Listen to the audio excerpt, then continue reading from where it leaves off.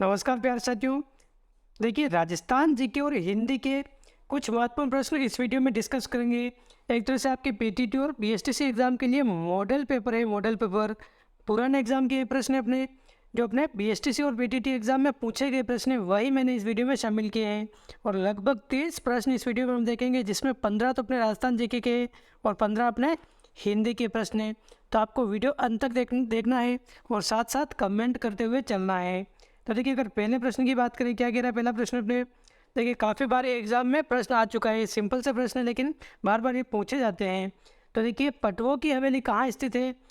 क्या हो जाएगा इसका आंसर? उदयपुर, जैसलमेर, जोधपुर या झुंझुनू? फटाफट से आप कमेंट करके इसका आंसर बताइए, क्या हो जाएगा इसका आंसर। तो देखिए, पटवों की हवेली की अगर बात करें तो अपने जैसलमेर में स्थित है पटवों की हवेली। और अपने गुमान चंद ने इसका निर्माण कराया था। गुमान चंद के द्वारा इसका निर्माण कराया गया था। और अपने ये पूछा जाए कितने मंजिला ये हवेली अपने कितने मंजिला है, तो 5 मंजिला इमारत है ये अपने पटवों की हवेली, जैसलमेर में स्थित है। काफ़ी बार एग्जाम में पूछा गया है। अगला प्रश्न है, क्या कह रहा है अगला प्रश्न में, शुष्क वन संस्थान यानी कि आफरी कहाँ स्थित है? आफरी कहाँ स्थित है, क्या हो जाएगा इसका आंसर। तो देखिए, जब भी आफरी का प्रश्न आ जाए, इसका फुल फॉर्म पूछा जा सकता है अपने आफरी शुष्क वन संस्थान। ये अपना आफरी है जोधपुर में, ऑप्शन डी।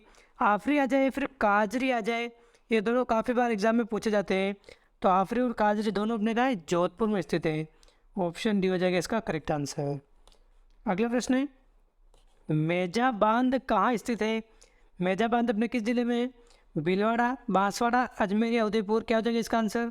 फटाफट से आप कमेंट करके बताइए, क्या हो जाएगा। भीलवाड़ा में स्थित है मेजा बांध। और इसकी नदी भी काफ़ी बार पूछी जाती है। कौन सी नदी के किनारे अपने मेजा बांध? कोठारी नदी के किनारे। कौन सी? अपने कोठारी नदी के किनारे अपने मेजा बांध स्थित है। भीलवाड़ा में ये बांध है। अगला प्रश्न है, प्रसिद्ध वेणेश्वर धाम कहाँ स्थित है? तो देखिए, वेणेश्वर धाम या फिर बेणेश्वर धाम आ जाए, ये अपने कहाँ स्थित है? तो देखिए, नवा टापरा गांव, नवा टापरा गांव ये अपने का है साबला, साबला। और ये साबला का है अपने, साबला अपने डूंगरपुर में है, डूंगरपुर में। तो अपने नवा टापरा साबला गांव डूंगरपुर में वेणेश्वर धाम स्थित है। और ये धाम अपने अगर पूछा जाए किन 3 नदियों के संगम पर है, तो सोम, माही और जाखम नदियों के संगम पर अपने ये बांध है। और यहाँ पर माघ पूर्णिमा के दिन ये भी पूछा जाता है कई बार, माघ पूर्णिमा के दिन यहाँ पर मेला पड़ता है, माघ पूर्णिमा के दिन, जिसको आदिवासियों का महाकुंभ के नाम से जानते हैं। आदिवासियों का महाकुंभ अगर पूछ ले तो अपने बेणेश्वर धाम, सोम, माई, जाखम नदियों के संगम पर एक मेला पड़ता है माघ पूर्णिमा के दिन। इसको अपने आदिवासियों का महाकुंभ कहा जाता है। क्वेश्चन 5 है, सुबटिया लोकगीत का संबंध किससे है? तो देखिए, सुबटिया फिर सुबटिया लोकगीत अगर पूछ ले तो अपने भील जनजाति से संबंधित ये ऐसे एक तरह से लोकगीत है, सुबटिया लोकगीत। तो भील अस्त्री से संबंधित हो जाएगा अपने, ऑप्शन डी है इसका करेक्ट आंसर। और देखिए, एक बार प्रश्न आया था, कब गाया जाता है ये परदेश गए पति को बुलाने के लिए? परदेश गए पति को बुलाने के लिए सुबटिया लोकगीत अपने भील अस्त्री के द्वारा गाया जाता है। तो ऑप्शन डी हो जाएगा इसका करेक्ट आंसर। ऐसे प्रश्न भी आते हैं, तो इसमें कोई ऐसा कुछ नहीं है, बहुत बार आ गया ये प्रश्न। अगला प्रश्न है, लोक देवता तेजाजी महाराज का पवित्र तीर्थ स्थल बांसी दुगारी कहाँ स्थित है? तो देखिए, हमने राजस्थान के लोक देवता ये अच्छे से देख रखे हैं, आप जाकर देख सकते हैं। एक भी प्रश्न अगर वो देख लिया तो आपके गलत नहीं होगा। तो देखिए, तेजाजी की अगर जन्म स्थान की बात करें तो ये खडनाल नागौर में होता है। खडनाल नागौर में इनका जन्म होता है। पनेर अपने तेजाजी का ससुराल था, पनेर में इनका क्या था? ससुराल था, ससुराल। सुरसुरा, सुरसुरा भी अपने तेजाजी से संबंधित है। सुरसुरा किशनगढ़ के पास अपने अजमेर जिले में स्थित है, ये भी अपने तेजाजी का पवित्र स्थल है। लेकिन अगर पूछा जाए बांसी दुगारी, बांसी दुगारी का स्थित है, तो ये अपने हो जाएगा कहाँ पर? बूंदी में स्थित है। बांसी दुगारी अपने बूंदी में स्थित है। तो ऑप्शन बी हो जाएगा इसका एकदम सही आंसर, बांसी दुगारी अपने बूंदी जिले में है।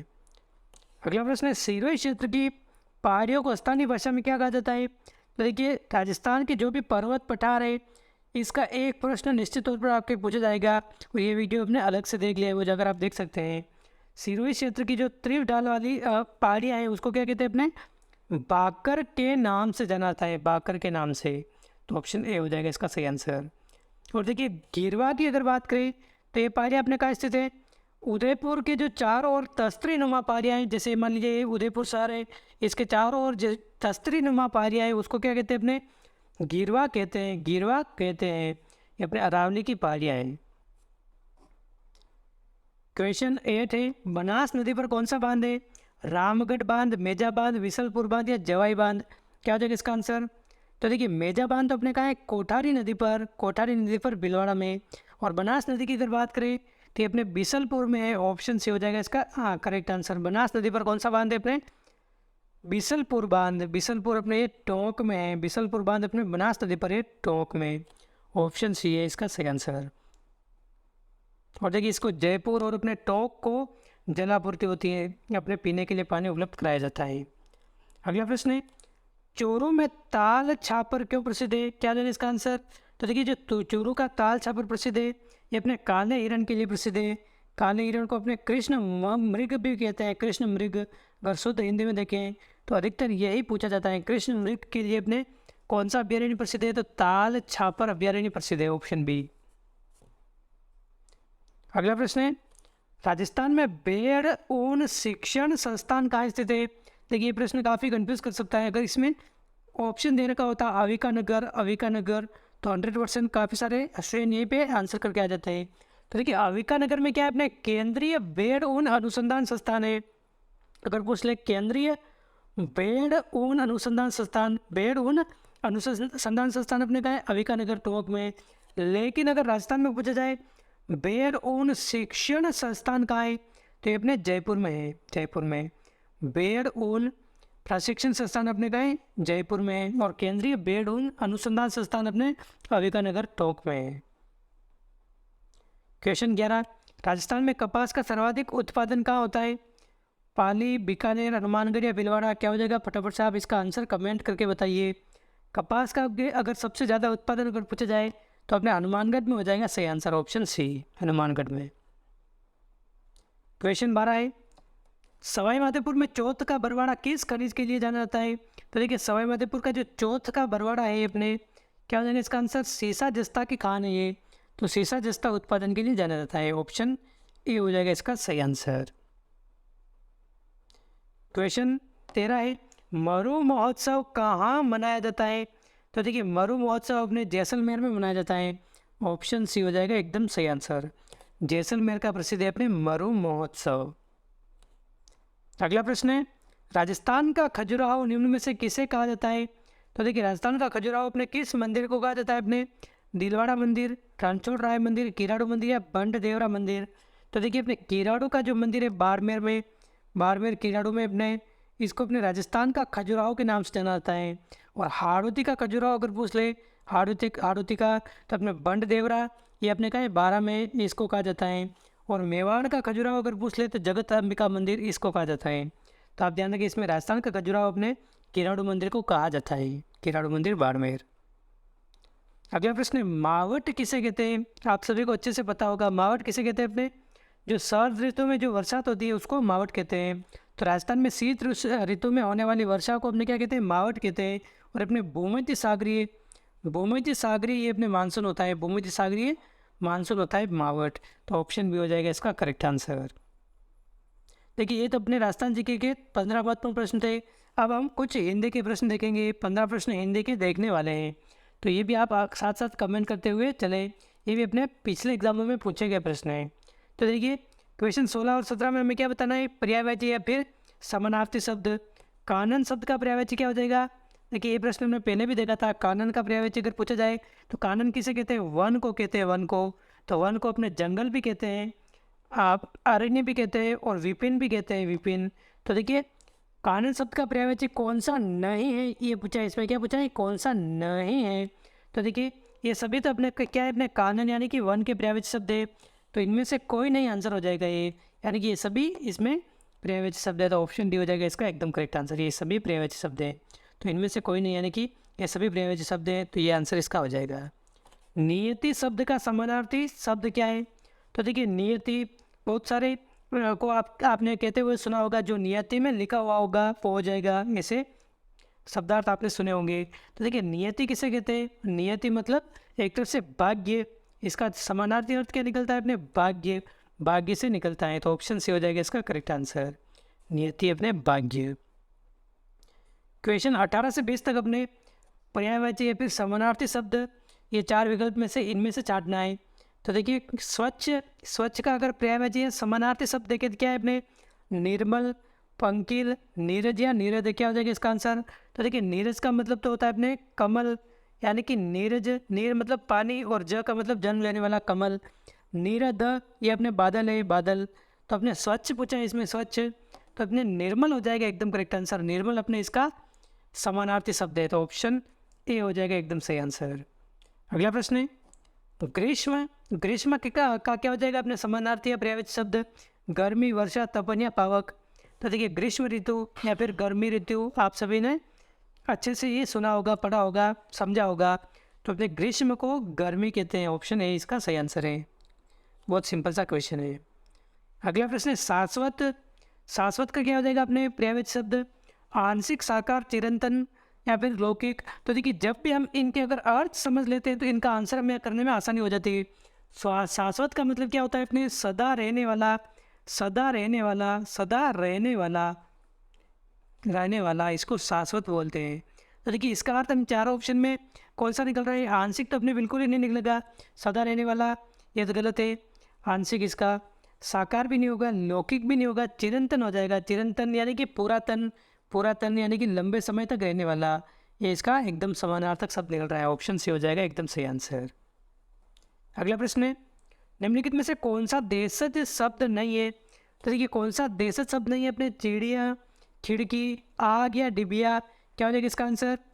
तो देखिए आग अपने क्या है, आग ये अपने तद्भव शब्द है, तद्भव, तद्भव शब्द है। बाकी देखिए चिड़िया अपने देशज है, खिड़की देशज है, डिबिया देशज है। देखिए इसी प्रकार अगर बात करें तो अपने लोटा आ जाए, लोटा ये भी अपने देशज शब्द है, लोटा आ जाए, कटोरा आ जाए, कटोरा ये भी अपने देशज शब्द है, अपने जूता आ जाए, जूता या फिर ठेठ आ जाए, ये सभी अपने क्या है देशज शब्द है। तो इसमें चिड़िया, खिड़की, डिबिया ये सभी अपने देशज है, लेकिन आग अपने क्या है तद्भव शब्द है, शब्द है। और अग्नि इसका होता है अपने तत्सम, अग्नि अगर पूछ ले तत्सम किसका है अपने आग का। क्वेश्चन 22 है शुद्ध वाक्य चिन्हित करना है हमें, शुद्ध वाक्य क्या हो जाएगा इसका आंसर। ये 4 ऑप्शन में इनमें शुद्ध वाक्य कौन सा है अपने, तुलसी और शोर अवधि और ब्रज भाषा के श्रेष्ठ कवि है, या फिर तुलसी और शोर क्रमशः अवधि और ब्रज भाषा के श्रेष्ठ कवि है, तुलसी अवधि के श्रेष्ठ कवि हैं और ब्रज भाषा के शोर हैं, या फिर तुलसी अवधि के श्रेष्ठ कवि हैं और ब्रज भाषा के शोर है, क्या हो जाएगा इसका आंसर। तो देखिए इसका सबसे अच्छा आंसर क्या हो जाएगा अपने तुलसी और शोर क्रमशः अवधि और ब्रज भाषा के श्रेष्ठ कवि हैं, ऑप्शन बी हो जाएगा इसका एकदम सही आंसर। ये अपने शुद्ध वाक्य हैं, ऑप्शन बी इसका सही आंसर है, तुलसी और शोर क्रमशः अवधि और ब्रज भाषा के श्रेष्ठ कवि हैं। क्वेश्चन 23 है अरे आप भी हैं, वाक्य को अर्थानुसार पहचानना है हमें, यानी कि ये वाक्य दे रखा है अरे आप भी हैं, ये किस प्रकार का वाक्य अपने संदेहार्थक, संकेतार्थक, विस्मयादिबोधक या फिर प्रश्नार्थक, क्या हो जाएगा इसका आंसर। तो देखिए जब भी हर्ष, हर्ष यानी कि एकदम खुशी, दुख, घृणा, प्रेम ऐसे भाव प्रकट हो, यानी कि एक तरह से देखा जाए आश्चर्य वाला भाव प्रकट हो, तो उसको अपने विस्मयादिबोधक वाक्य कहते हैं। यानी कि अरे आप भी हैं, ये मतलब एक तरह से आश्चर्य वाला एक तरह से वाक्य हो गया, अर्थ निकल रहा है अपने, तो विस्मयादिबोधक हो जाएगा इसका करेक्ट आंसर, ऑप्शन सी इसका करेक्ट आंसर। अरे आप भी हैं ये अपने विस्मयादिबोधक हैं। क्वेश्चन 24 है निम्नलिखित में से कौन सा पुल्लिंग नहीं है, संस्करण, संशोधन, योग्यता या आकलन, पुल्लिंग कौन सा नहीं है। तो देखिए हिंदी में जब भी स्त्रीलिंग और पुल्लिंग पूछ ले तो आपको ध्यान रखना है, देखिए वैसे आप मनुष्य और अपने महिला के बारे में अगर पूछ लेंगे, नर और मादा के बारे में, तो हमें पता है कि कौन स्त्रीलिंग है और कौन पुल्लिंग है, लेकिन जब भी ऐसे शब्द आ जाए स्त्रीलिंग और पुल्लिंग हमें ज्ञात करना हो तो कैसे ज्ञात करेंगे।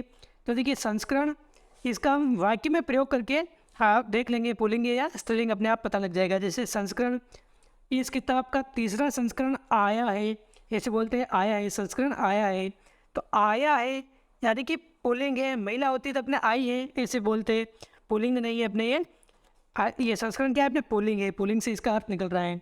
संशोधन किया है, संशोधन अभी 8वां संविधान संशोधन हुआ है, 95वां संविधान संशोधन हुआ है, इसे बोलते हैं। जैसे 101वां संविधान संशोधन जीएसटी ये हुआ था, तो हुआ है ये भी अपने क्या है, ये भी पुलिंग है।